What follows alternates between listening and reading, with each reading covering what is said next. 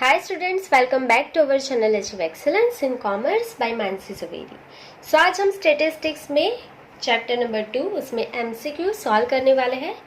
Number first, in context with correlation, what do you call the graph if the points of paired observations x and y are shown in a graph? अगर आपके सारे points x and y के graph पे दिखाए हैं तो आप उसे क्या बोलोगे? स्केटर डायग्राम मेथड ही बोलेंगे ना. सो ऑप्शन कौन सा हो जाएगा हमारा? सी, स्केटर डायग्राम. क्लियर?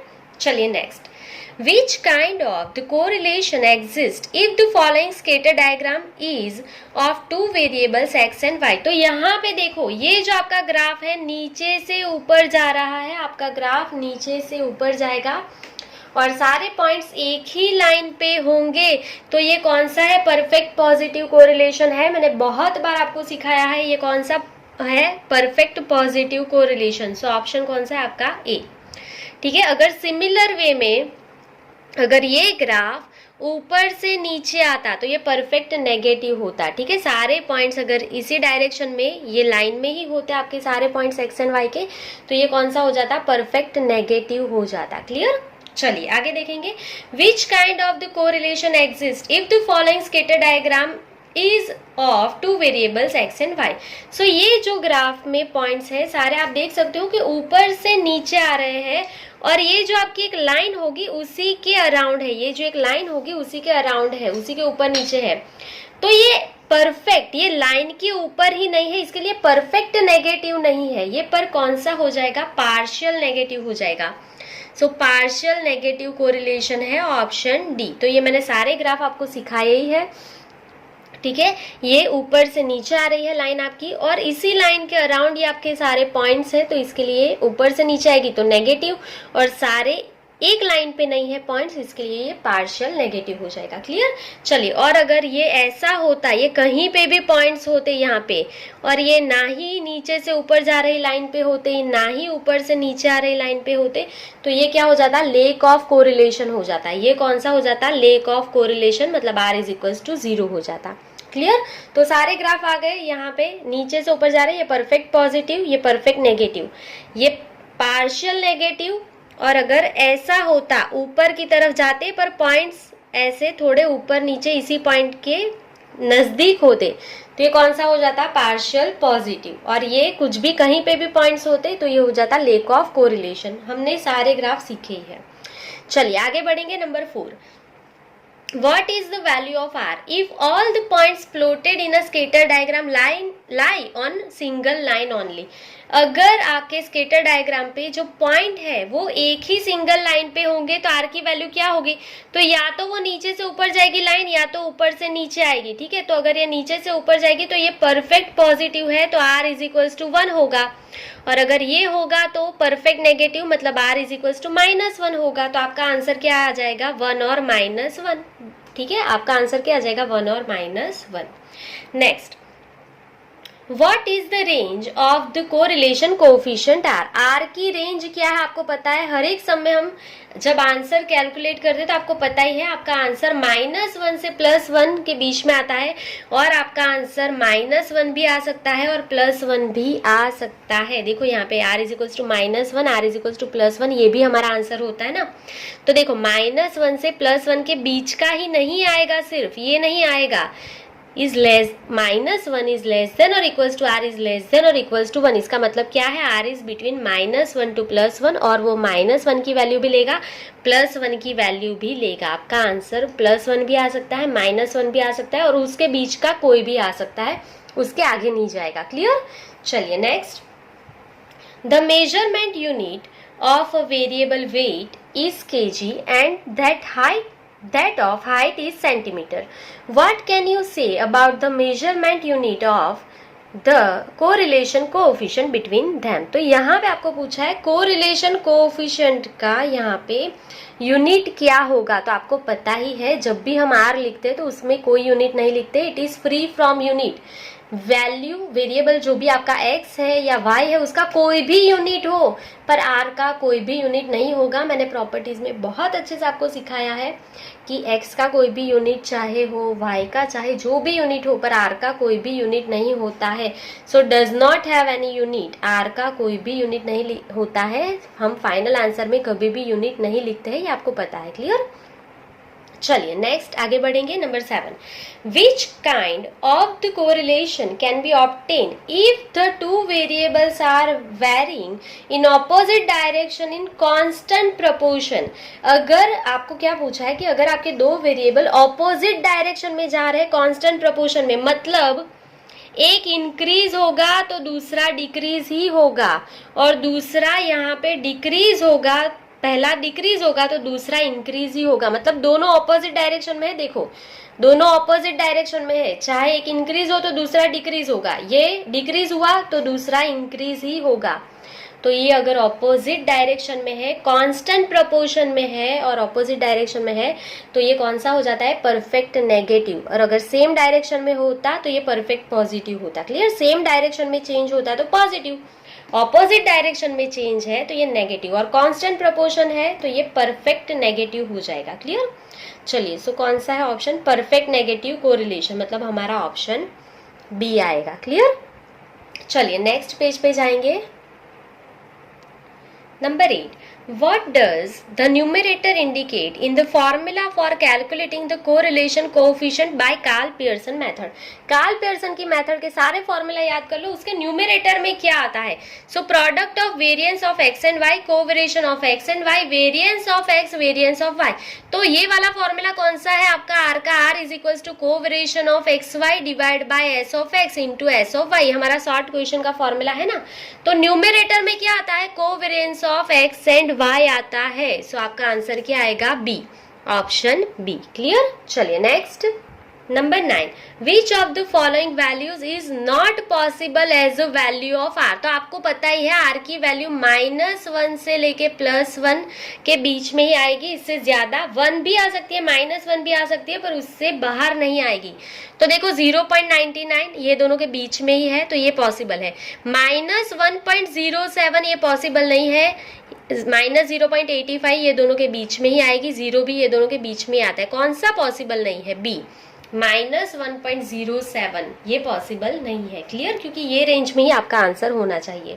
चलिए next. Number 10, if u is equals to x minus a upon c of x and v is equals to y minus b upon c of y, c of x is greater than 0, c of y is greater than 0, then which of the following statement is correct? तो आपको दिया है कौन सा statement correct है। तो are of x Y is not equals to are of you v. तो देखो आपको पता ही है आर ऑफ एक्स वाई, अगर आप कोई भी वेरिएबल एक्स एंड वाई में कुछ भी प्लस या माइनस करते हो या कुछ भी डिवाइड करते हो तो आपका आंसर चेंज नहीं होगा। जो आर ऑफ एक्स वाई है वही आर ऑफ यू वी होगा, ये आपको पता है। आप वैल्यूज में एक्स एंड वाई की वैल्यूज में कुछ भी माइनस करोगे या कुछ भी डिवाइड करोगे उससे आर का आंसर कभी भी चेंज नहीं होता कोरिलेशन का, ये हमने प्रॉपर्टीज में सीखा था। तो are of x Y is equals to are of you V ही होगा। तो इज नॉट इक्वल्स टू यहाँ पे दिया है तो ये गलत है, ये नहीं आएगा। इज ग्रेटर देन, तो ग्रेटर देन भी नहीं आएगा। इज इक्वल्स टू, ठीक है, तो ये रहा आपका आंसर।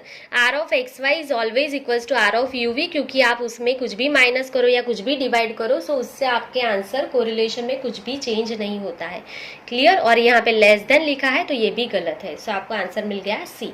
चलिए next. Number 11, if r of x y is equals to 0.7 then what is the value of r of x plus 0.2 comma y plus 0.2। तो यहाँ पे आपको x के आगे देखना है प्लस है, y के आगे देखना है प्लस है, दोनों प्लस, तो r का आंसर भी प्लस।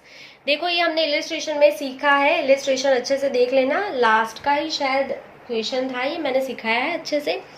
यहाँ पे अगर r of x y plus है, x के आगे भी प्लस है, y के आगे भी साइन प्लस है, दोनों प्लस, तो r का आंसर अगेन प्लस 0.7, प्लस 0.7, खत्म बात। ठीक है, ऑप्शन ए आपका। चलो आगे देखो, if r of minus x Y is equal to minus 0.5 then what is the value of r of x comma minus y. एक भी माइनस तो अगेन आंसर माइनस, माइनस 0.5, एक माइनस तो आर भी माइनस, यहाँ पे भी एक माइनस तो आंसर माइनस, अगर दोनों माइनस रहते तो आंसर प्लस आता 0.5। क्लियर? ये मैंने आपको बहुत बार सिखाया। इलिस्ट्रेशन शायद नंबर कौन सा था, 24 के अराउंड था, देख लेना टेक्स्ट बुक में मैंने सिखाया है इलिस्ट्रेशन, तो उसी में से ये एमसीक्यू है।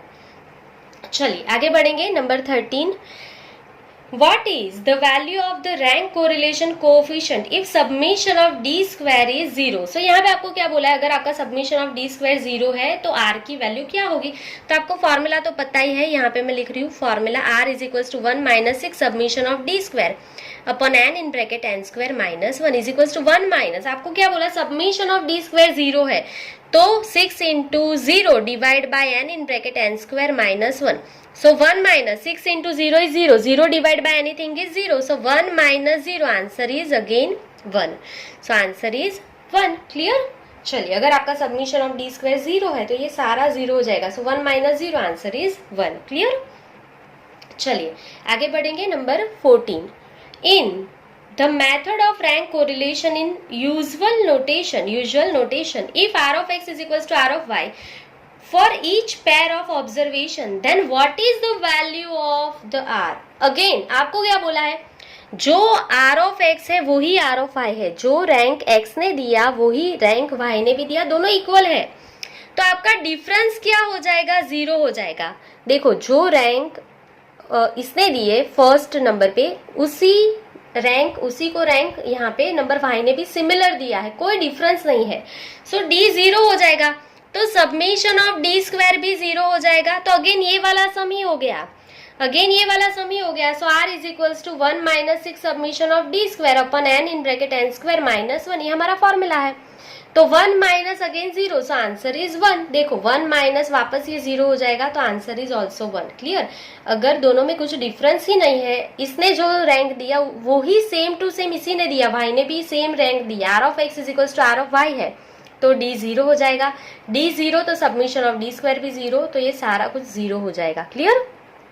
चलिए सो आंसर आपका क्या आ जाएगा, 1. Next number 15.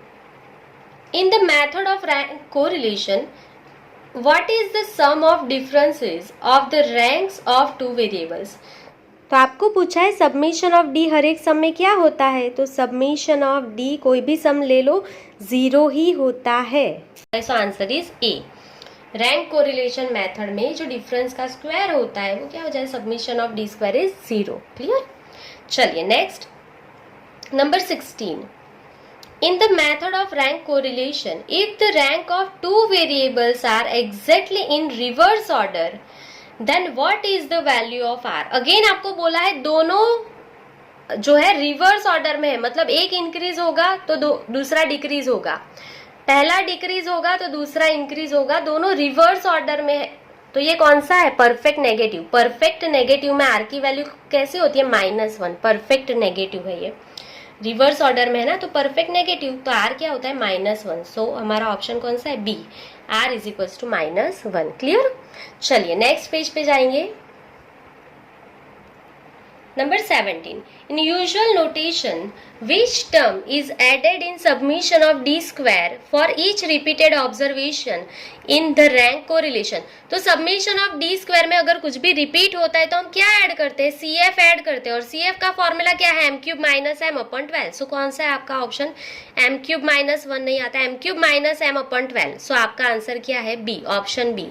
क्लियर? CF हम ऐड करते हैं ना, अगर कुछ भी रिपीट होता है तो रिपीट हुआ है तो CF ऐड करो. CF का फॉर्मूला क्या है, m cube minus m upon 12. Clear? चलिए नेक्स्ट नंबर 18.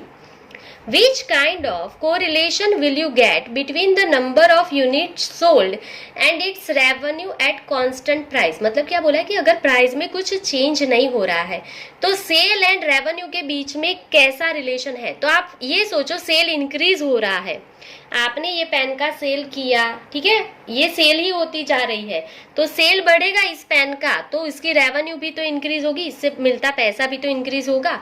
अगर सेल कम हो रहा है तो रेवेन्यू भी कम होगी. ये पेन आज सेल ही नहीं हुई, एक भी पेन सेल नहीं हुई, तो रेवेन्यू भी डिक्रीज होगी ना, रेवेन्यू भी कुछ नहीं होगा, तो दोनों डिक्रीज, तो दोनों सेम डायरेक्शन में है, तो सेम डायरेक्शन में है मतलब आर की वैल्यू 1 होगी, परफेक्ट पॉजिटिव है आपका. आंसर क्या आएगा, परफेक्ट पॉजिटिव सेम डायरेक्शन में चेंज होगा।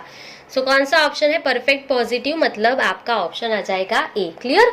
सो यहाँ पे आपके लेसन नंबर 2 के सारे एमसीक्यूज कंप्लीट होते हैं। आई होप कि आपको पूरा समझ में आ गया होगा, यहाँ पे कोई भी डाउट नहीं होगा। अगर आप लेसन नंबर 3 एंड 4 के भी एमसीक्यू चाहते हैं तो कमेंट सेक्शन में कमेंट जरूर कर दीजिएगा।